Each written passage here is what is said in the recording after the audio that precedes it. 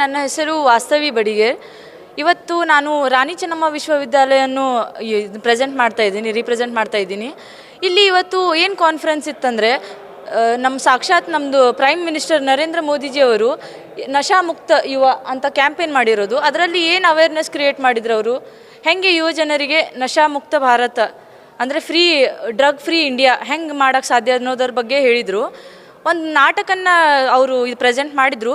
ಆ ನಾಟಕದಲ್ಲಿ ಏನು ನಮಗೆ ಸುಮ್ಮನೆ ಕಾಮಿಡಿ ಅಥವಾ ಇದನ್ನು ಇರಲಿಲ್ಲ, ಒಂದು ಸಂದೇಶವನ್ನು ಹೇಳಿದರು. ಎಲ್ಲರಿಗಿಂತ ಇಂಟ್ರೆಸ್ಟಿಂಗ್ ಸೆಷನ್ ಆಗಿತ್ತಿದು. ನನಗೆ ತುಂಬ ಇಂಟ್ರೆಸ್ಟ್ ಅನಿಸಿತು. ಯಾಕಂದರೆ ಫಸ್ಟ್ ಟೈಮ್ ನಾನು ನರೇಂದ್ರ ಮೋದಿಜಿಯವ್ರ ಜೊತೆ ಡೈರೆಕ್ಟಾಗಿ ಇಂಟ್ರ್ಯಾಕ್ಟ್ ಆಗ್ಲಿಕ್ಕೆ ನಮಗೆ ಅವಕಾಶ ಸಿಕ್ಕಿತು. ಸೊ ಒನ್ ಮೋರ್ ಥಿಂಗ್ ಏನಂದರೆ, ಯಾವುದೇ ಸೆಷನಲ್ಲಿ ಅಥವಾ ಯಾವುದೇ ಕ್ಯಾಂಪೇನಲ್ಲಿ ಯಾರೂ ಇಷ್ಟು ಲಕ್ಷ ಕೊಟ್ಟು ಕೇಳ್ತಿರ್ಲಿಲ್ಲ. ಬಟ್ ಡೈರೆಕ್ಟ್ ನರೇಂದ್ರ ಮೋದಿಜಿಯವರು ಅಥವಾ 1 ಕೋಟಿಗಿಂತ ಜಾಸ್ತಿ ಜನರು ನಮ್ಮ ಜೊತೆ ಇದ್ರಂತ ತುಂಬ ಎಲ್ಲರೂ ಲಕ್ಷ ಕೊಟ್ಟು ಕೇಳಿದರು. ಸೊ ಇದು ನನಗೆ ಖುಷಿ ಆಯಿತು. ಹೌದು ಸರ್, ಆಗಬೇಕು. ಯಾಕಂತಂದರೆ ಎಲ್ಲದರಲ್ಲಿ ಏನು ಹೇಳ್ತಾರೆ, ಅಡ್ವರ್ಟೈಸ್ಮೆಂಟ್ ಮಾಡಬಾರ್ದು, ನಶೆ ರಿಲೇಟೆಡ್ ಯಾವುದೂ ಅಡ್ವರ್ಟೈಸ್ಮೆಂಟ್ ಟಿ ವಿಯಲ್ಲಿ ಅಥವಾ ಯಾವುದೇ ಸೋಷಿಯಲ್ ಮೀಡಿಯಾದಲ್ಲಿ ಆಗಬಾರ್ದು ಅಂತಿದ್ದಾರೆ. ಬೇರೆ ಥರ ಇದನ್ನು ಅಡ್ವರ್ಟೈಸ್ಮೆಂಟ್ ಮಾಡ್ತಾರೆ. ಬಟ್ ಪ್ರೊಡಕ್ಷನ್ ನಿಂದಿರ್ಸಿದ್ರೆ ಇಷ್ಟೆಲ್ಲ ಆಗಲ್ಲ ಅನ್ಕೋತೀನಿ. ಸ್ಕೂಲ್ ಕಾಲೇಜಸ್ ಅಂದರೆ ಸಮೀಪದಲ್ಲಿ ಒಂದು ಬೋರ್ಡ್ ಹಾಕಿರ್ತಾರೆ, 100 ಮೀಟರ್ಸ್ ಅಥವಾ 500 ಮೀಟರ್ಸ್ ಸನೆ ಯಾವುದು ನಶಾಮುಕ್ತ ಅಥವಾ ಇದು ನಶೆ ರಿಲೇಟೆಡ್ ಅಡ್ವರ್ಟೈಸ್ಮೆಂಟು ಆಗಲಿ ಏನು ಅಂಗಡಿ ಅದು ಇರಬಾರ್ದು ಅಂತ. ಬಟ್ ಅದು ಯಾವುದೂ ಇಲ್ಲಿ ನಡೆದಿಲ್ಲ. ಎಲ್ಲರ ಹತ್ರನೂ ಅಂಗಡಿ ಇದೆ. ಇವಾಗ ನಮ್ಮ ಕಾಲೇಜಿಂದ ಜಸ್ಟ್ ಬರೀ 100 ಮೀಟರ್ಸಲ್ಲೂ ಕೂಡ ಪಾನ್ ಶಾಪ್ ಇದನ್ನ ಶಾಪ್ಸ್ ಇದೆ. ಅಲ್ಲಿ ಎಲ್ಲ ಸಿಗರೇಟು ಆಗಲಿ ಎಲ್ಲ ಬಾರ್ ಅಂಗಡಿ ಇದೆ, ತುಂಬ ಇದೆ. ಸೊ ಅದನ್ನೆಲ್ಲ ಕ್ಲೋಸ್ ಮಾಡಬೇಕು. ಸ್ಟೂಡೆಂಟ್ಸ್ ಕಡೆಯಿಂದ ಆ ಪ್ರಾಡಕ್ಟ್ಸನ್ನು ದೂರ ಇರಬೇಕು. ಸ್ಟೂಡೆಂಟ್ಸೇ ಫಸ್ಟ್ ಡೆವಲಪ್ ಆದರೆ ಮಾತ್ರ ಬೇರೆದವ್ರಿಗೆ ಹೇಳೋಕ್ಕೆ ಸಾಧ್ಯ ಇದೆ. ಸೊ ಫಸ್ಟ್ ಸ್ಟೂಡೆಂಟ್ಸಿಗೆ ಅವೇರ್ನೆಸ್ ಕ್ರಿಯೇಟ್ ಮಾಡಬೇಕು ಸರ್. ವಾಸ್ತವಿ ಬಡಿಗೇರ್ ಸರ್. ನನ್ನ ಹೆಸರು ರಕ್ಷಿತಾ. ನಾನು KLE B.Ed education of society Rani Chennamma ವಿಶ್ವವಿದ್ಯಾಲಯದಲ್ಲಿ ಓದುತ್ತಿದ್ದೇನೆ. ಇವತ್ತು ನಶಾ ಯುವ ಮುಕ್ತ ಕಾರ್ಯಕ್ರಮದ ಮುಖ್ಯವಾದ ಉದ್ದೇಶವೇನೆಂದರೆ, ಮಾದಕ ವಸ್ತುಗಳನ್ನು ತಡೆಗಟ್ಟುವುದು ಮತ್ತು ಸ್ಟೂಡೆಂಟ್ಸ್ಗಳನ್ನು ಡ್ರಗ್ ಫ್ರೀ ಆಗಿ ಪ್ರಿವೆಂಟ್ ಮಾಡೋದು.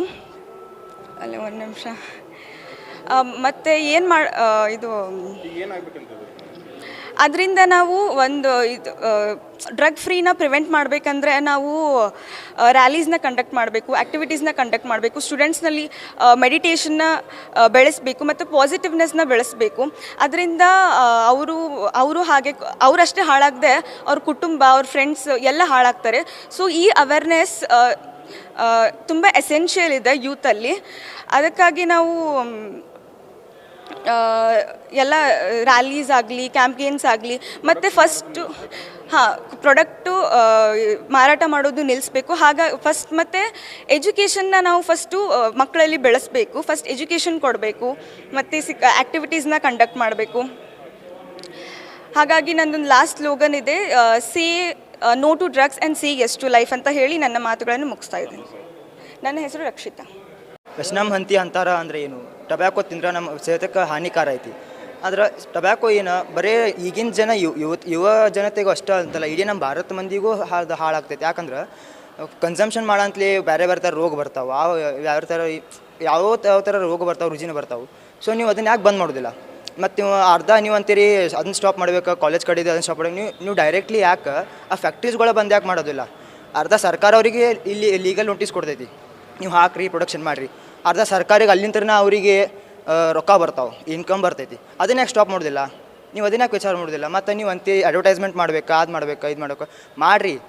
ಅಡ್ವರ್ಟೈಸ್ಮೆಂಟ್ ಹೆಂಗಿರ್ಬೇಕು, ಅದು ಒಳ್ಳೇದು ರೀತಿ ಬರಬೇಕು, ಹೊರತು ಅದು ವ್ಯಸನ ಮಾಡುವಂಗೆ ಆಗ್ಬಾರ್ದು. ಮತ್ತೇನು ವ್ಯಸನ ಮಾಡೋದು ಕೂಲ್ ಅನ್ಸೋದಿಲ್ಲ ಯಾರು, ಹೊರತು ನಿಮ್ಮ ಸೇಹತ ಎಲ್ಲ ಕೆಟ್ಟು ಹೋಗಿಬಿಡ್ತೈತಿ. ಮತ್ತು ಇನ್ನೊಂದು ನಶಾ ಬರೀ ನೀವು ಅಂತೀರಿ ನಾವು ಹಂಗೆ ಮಾಡಬೇಕು, ಸೊಸೈಟಿ ಹೋಗಿ ಹಿಂಗೆ ಮಾಡಬೇಕು, ಅವರಿಗೆ ಅವೇರ್ನೆಸ್ ಕೊಡಬೇಕು. ಮೊದಲು ನೀವು ಸುಧಾರಣೆ ಹಾಕ್ರಿ. ಫಸ್ಟ್ ಬರೋದು ನೀವು, ಆಮೇಲೆ ನಿಮ್ಮ ಮನೆ, ಆಮೇಲೆ ಸೊಸೈಟಿ, ಆಮೇಲೆ ನೇಷನ್.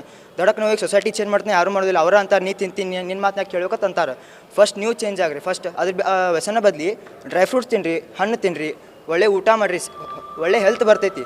ಹೊರತು ಇವೆಲ್ಲ ಮಾಡಿಂದ್ರೆ ಬರೀ ಕೆಟ್ಟದಾಕಿತ್ತು. ಹೊರತು ನಿಮ್ಮ ಫ್ಯಾಮ್ಲಿ ಏನು ನಿಮ್ಮ ಮೇಲೆ ಇದಿಟ್ಟದೈತಲ್ಲ, ಅಂದ್ರೆ ನನ್ನ ಮಗ ಹಿಂಗೆ ಮಾಡ್ತಾನೆ, ನನ್ನ ಮಗ ದೊಡ್ಡ ಆದಮೇಲೆ ನಾನು ಮುಂದೆ ಹೋಯ್ತಾನೆ, ನಮ್ದು ಏನೂ ಪ್ರಾಬ್ಲಮ್ಸ್ ಇಲ್ಲ, ಸಾಲ್ವ್ ಮಾಡ್ತಾನೆ, ಎಲ್ಲ ಹೋಗಿಬಿಡ್ತೈತಿ.